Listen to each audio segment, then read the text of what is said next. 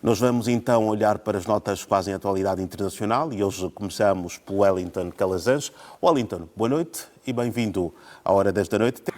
Boa noite, Dorivaldo. Boa noite, Sal, e ao nosso público.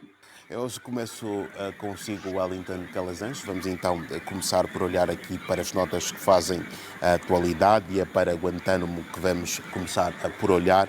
Acontece que a ONU denuncia estes tratamentos cruéis, desumanos e degradantes no centro da detenção americana em Cuba. Feito este relatório, o que é que o mesmo poderá também aqui acabar por determinar? Pois, Wellington. Dorivaldo, Guantánamo é uma aberração para os tempos atuais.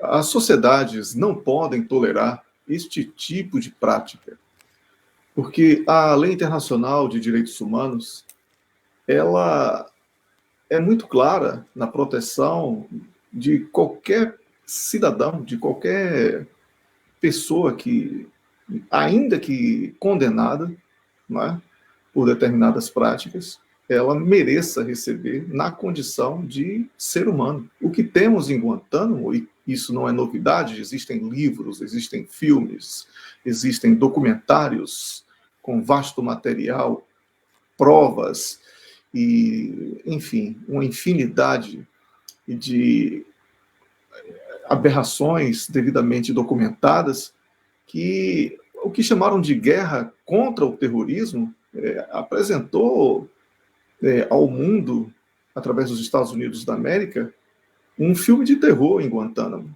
porque o Estado ele passou a ser, através do poder executivo dos Estados Unidos da América, o juiz, promotor, advogado de defesa e de acusação. Assim, é a completa banalização dos direitos humanos, das leis internacionais e, assim, chocantemente, né, por um país que cobra tanto isso dos outros.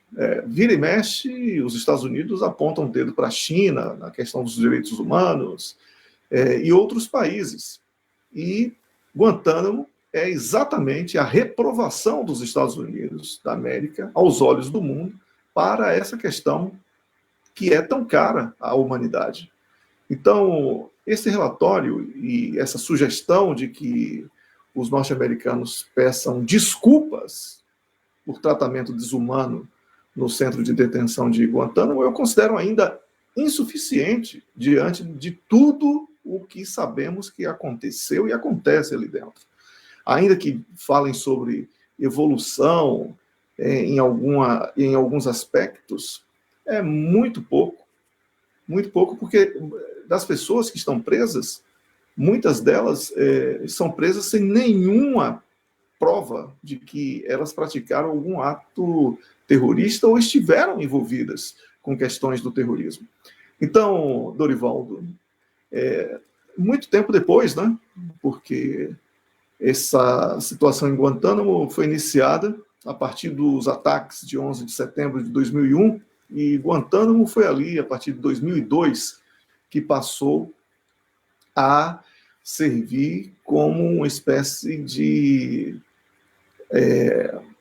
concentração de terroristas aos olhos dos Estados Unidos da América.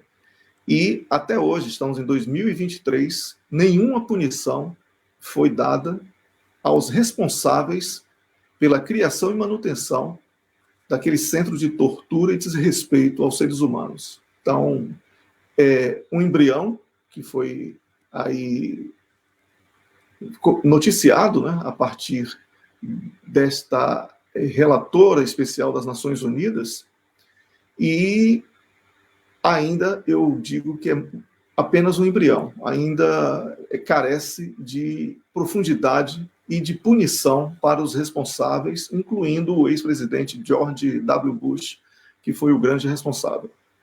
Foram 2 décadas sem obter autorização, 2 décadas de tentativas, em meio a tanta resistência, assim, podemos afirmar que estávamos diante de uma estratégia, quem sabe, para se camuflar ou se esconder todo este cenário?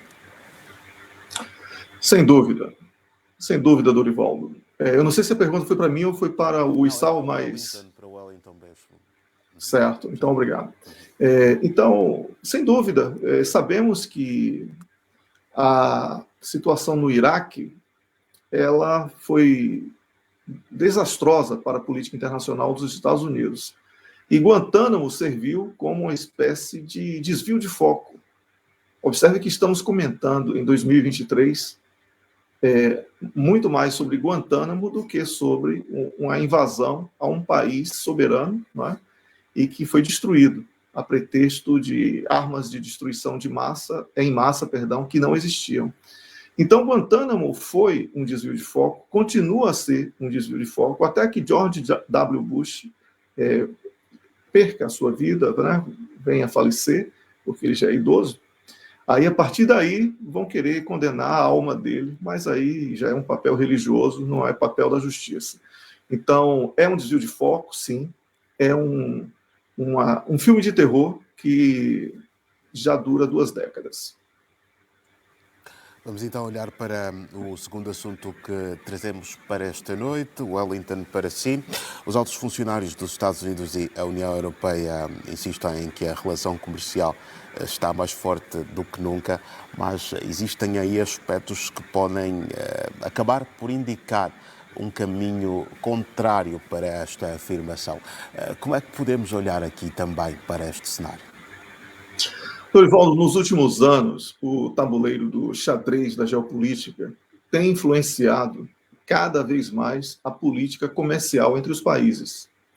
A consequência é que as tensões têm sido altas, tanto entre grandes potências rivais, como também entre aliados tradicionais.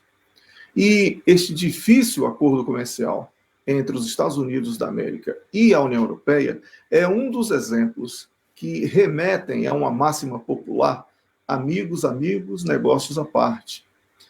Porque, recentemente, você deve recordar, falamos aqui sobre a resistência das indústrias de automóveis da Alemanha e França aos incentivos fiscais dos Estados Unidos da América aos seus fabricantes de automóvel. Em abril deste ano, Dorival, a União Europeia lançou um processo de compliance contra os Estados Unidos por não cumprir a decisão da Organização Mundial do Comércio, a OMC, sobre os direitos compensatórios sobre as importações de azeitonas cruas da Espanha. Ou seja, estamos aí saindo de uma indústria de automóveis, passando por azeitonas cruas da Espanha. A União Europeia, para existir como bloco, é algo muito delicado, que já existe uma disputa interna dentro da União Europeia, interna dentro foi um pouco redundante, eu peço perdão, mas dentro da União Europeia existe essa disputa entre países, era isso que eu queria dizer, que são membros, porque, por exemplo, na questão do vinho tinto, existe uma disputa entre Portugal, Espanha, França e Itália, existem outras disputas internas no bloco. Agora, você imagina isso com uma tentativa de acordo com os Estados Unidos da América, a situação fica ainda mais complexa e de difícil solução. Agora, os negociadores, representantes dos dois lados, estão se esforçando para fechar acordos de alto risco sobre matérias-primas críticas, bem como aço e alumínios verdes, como você colocou aí na introdução do tema. Historicamente, a integração econômica com parceiros e aliados foi a resposta para a forma como a política comercial deveria ser usada idealmente para fins geopolíticos. Inclusive, a Suécia foi uma boa referência disso, através de suas empresas. Mas, nos últimos anos, essa lição histórica parece ter sido esquecida, Dorival, e a tendência atual é de usar argumentos relacionados à segurança para limitar a integração econômica. No debate da União Europeia, há até mesmo pedidos de uma política comercial com o objetivo de coerção ou dissuasão, termos tradicionalmente confinados à política de segurança. Dorivaldo, os Estados Unidos, por sua vez, têm usado o dólar e as transferências internacionais SWIFT como armas de guerra. Então, as abordagens tradicionais da política de segurança não podem ser transferidas diretamente para a política comercial.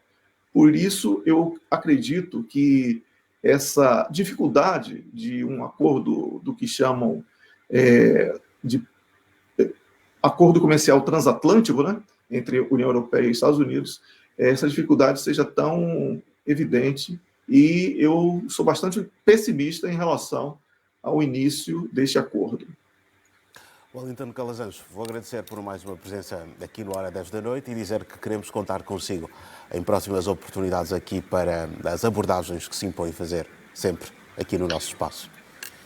Eu que agradeço, Dorivaldo, um abraço para você, desejo continuação de bom trabalho com o colega Sal, e a você que assistiu, obrigado. Um grande abraço. Grande abraço, Wellington. Até a próxima.